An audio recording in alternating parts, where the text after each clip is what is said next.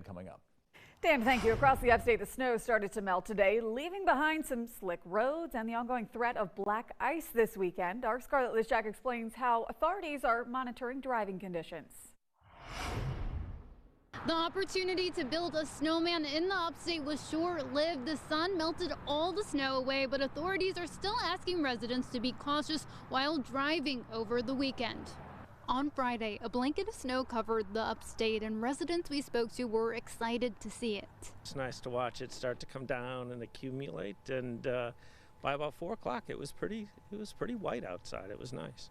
I started to see people walking across the park in front of my window going sledding. It was cool to see it kind of get a real wintry feel here that reminded me of Boston, if not less snow, but it was good. But when the sun came out on Saturday, most of the snow melted.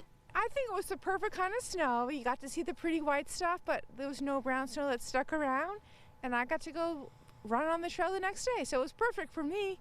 The melted snow can create less than ideal driving conditions. SCDOT says they will be watching road conditions through the end of the weekend.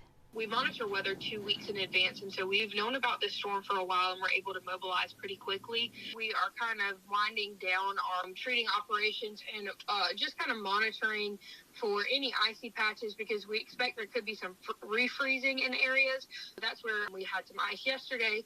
It melted, and then temperatures dropping again today in some areas, and at some points in time may cause refreezing. SCDOT says ice is likely to form in areas that don't see much sun during the day. Any areas that are low-lying where we could see some puddling of water or melted ice, those areas are the ones where we could see some patches of refreezing. Authorities are urging residents to remain cautious while driving. If you can't avoid driving, then that's probably the best practice. But if you absolutely have to be out on the road, just again, slow down and give yourself some time to get around. SCDOT says there were no state road closures as a result of the storm.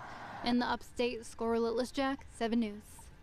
Yeah, while the SCDOT says none of their state roads were shut down because of the weather, there were some temporary detours in place for some county roads and other local traffic across the Carolinas. Developing in Spartanburg County.